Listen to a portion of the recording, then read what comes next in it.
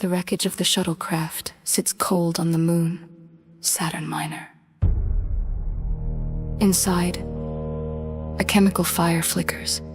6 crew members died on impact, 4 survived the crash, only to be murdered and consumed by Chief Engineer Axel Steampipe. Now, only 2 remain. Karen Hackbarth sits with her head in her hands. Axel sits across from her, casually gnawing meat off a human bone. Axel tosses the bone into the fire. "What's wrong, Karen?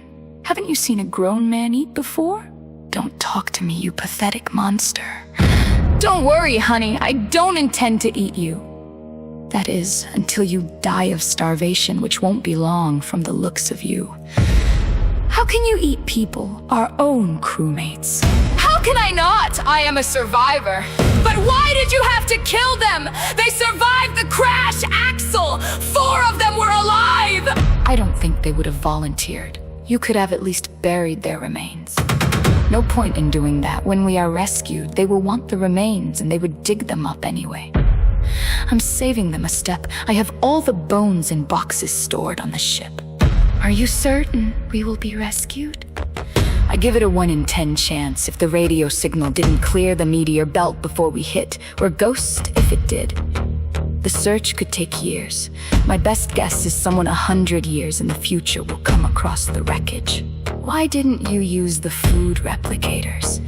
"One was damaged, but the other ran out of carbon stores in less than a week. I'd die before I would eat one of my crewmates."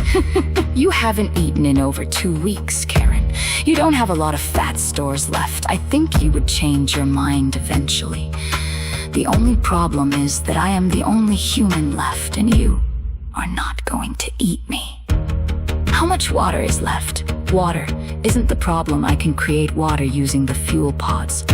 There is enough liquid hydrogen and oxygen to last 20 years. As long as the hardware stays in good condition, I can make all we need. But I can't repair the food replicator. The carbon is stored as a solid form that has to be processed, and it's beyond repair. If I broke into it, it would look and taste like pencil lead your body couldn't convert it." "What about the indigenous plants?" "Poison, pure poison. Isn't there a way to extract glucose or fructose?" "We run a shuttle service, Karen. We don't carry that sort of gear. No shuttle service has ever crashed before. Nothing was in place for us to survive other than a beacon that may or may not have put out a signal. I'm willing to try." "Do you even know if these plants use glucose? They may have a totally different mechanism to feed themselves, but don't let me stop you from trying. If one of those things kills you, I won't have to. And Crewman Johnson has nothing left to offer me any longer." "Why are you so negative?" "I'm a realist. I don't play games. And I never rely on false hopes." Suddenly, a sharp, piercing, electronic beep echoes. Broken shuttlecraft. What was that? "We are getting an emergency transmission." "Don't just sit there! Go answer it!" Axel stands and runs into the darkness of the ship. Karen tries to stand, but her body is too weak. She collapses back against a metal crate, breathless. Moments later, Axel returns. His face is a shadow. "We should expect rescue in 18 days. I'm sorry, but you won't survive that long without eating, and all the food is gone." "People are not food! Do not call them that! They deserve respect!" "I will make it. Just you see." Axel steps closer, staring down at her with cold, empty eyes. "After watching me eat 4 people, I don't think I really want you to make it."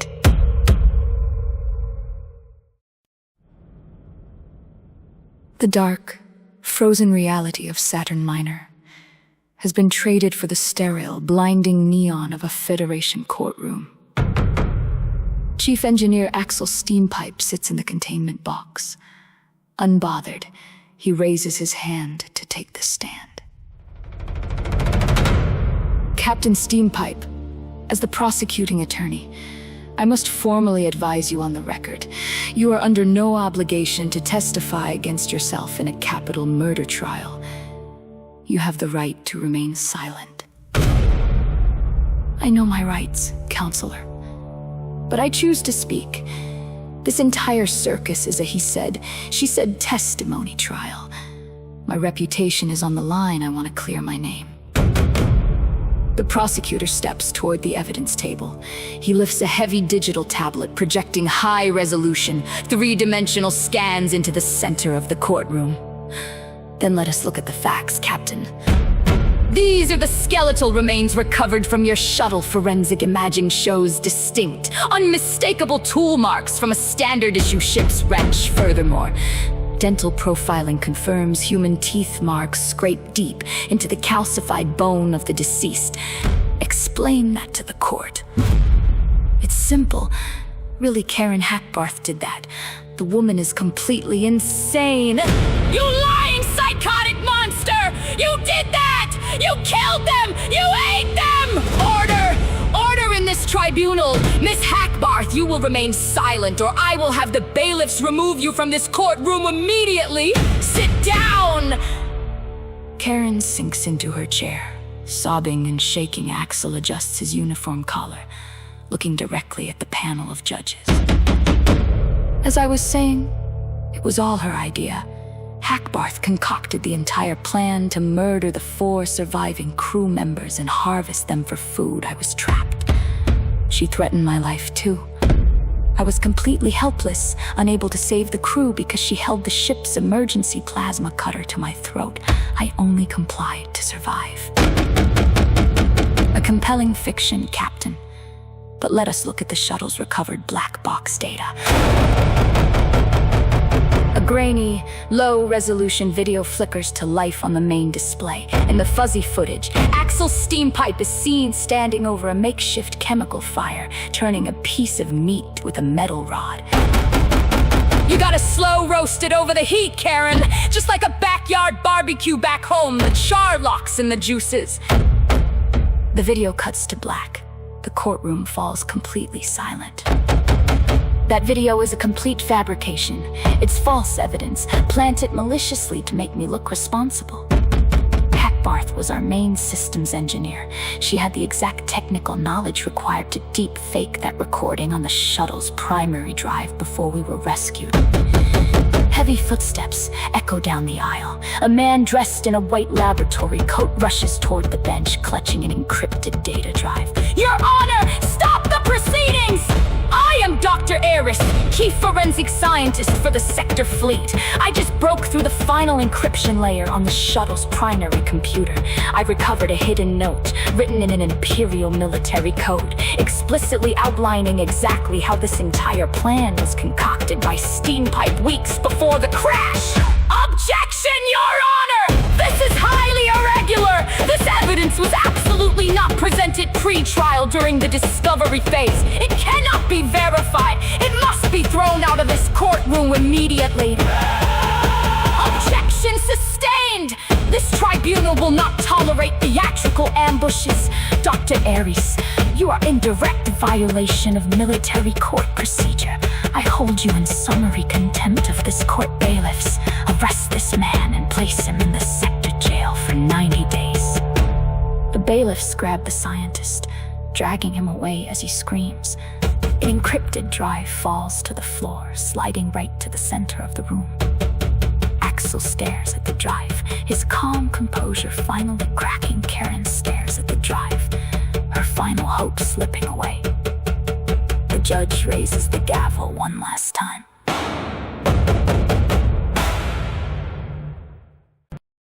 Before maximum security prison. Chief Engineer Axel Steampipe sits on death row, 3 days away from terminal execution. A young reporter sets up a recording drone outside the heavy energy bars of his cell. The camera lenses hum to life. Captain Steampipe, 23 years ago, you shocked the Federation. You survived on a dead moon by consuming your crew. Now, at the end of your life, is there anything left to say to the families? The families? They were told a beautiful lie. A tragic meteor strike. A desperate struggle for survival. Look closely at that lens, kid. Let me give your network the real story. There was no meteor.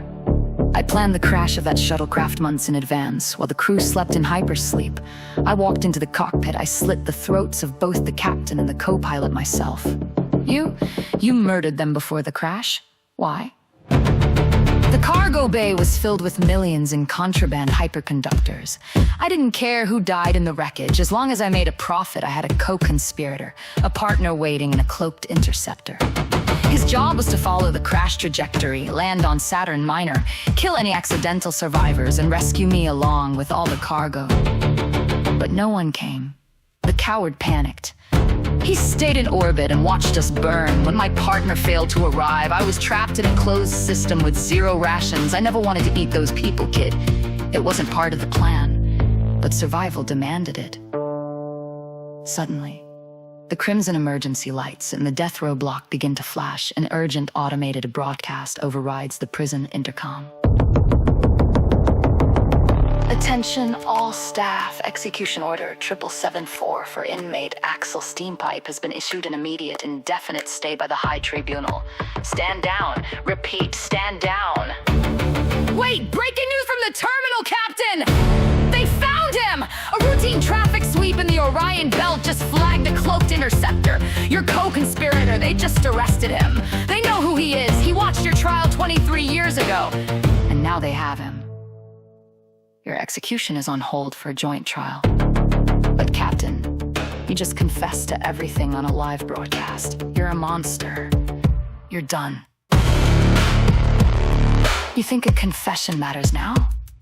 I am a chief engineer, kid. I balance the equation. What are you talking about? The moment my partner steps into that courtroom, the narrative changes. Every single drop of blood, every tool mark on those bones, every throat slit, it was all under his orders. I was just a desperate technician coerced by a mastermind. I've had 23 years in this cell to perfect the perfect lie. I'm going back to a jury, and I'm gonna walk out a free man.